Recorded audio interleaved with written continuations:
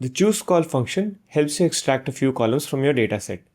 Let's take a look at 3 examples to understand how does the function work. The first 2 examples will help you understand how the function works. The third example is the most common use case of this function. So let's get started.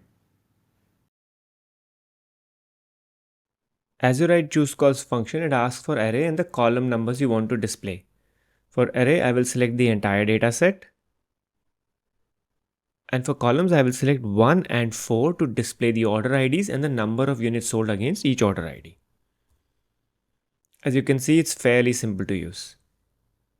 In addition to providing positive column numbers, you can even provide negative indices.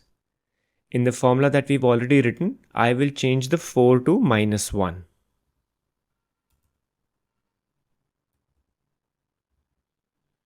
-1 indicates the last column. Despite us changing the index from 4 to -1, the result does not change.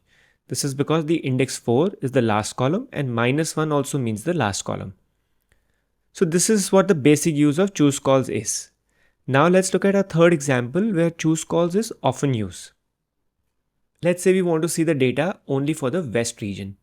We can use the filter function for that. We can provide the entire array as the data. And for the filter condition, we only want to include those rows where the value for the cells in the range B2 to B21 equals West.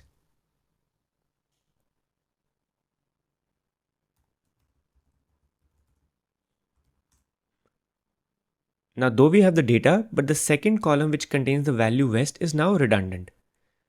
We can use the CHOOSECOLS function to remove that column. We can write the CHOOSECOLS just before filter.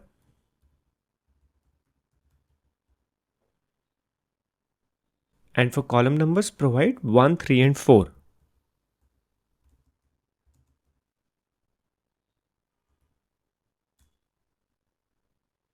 And there we have the desired data.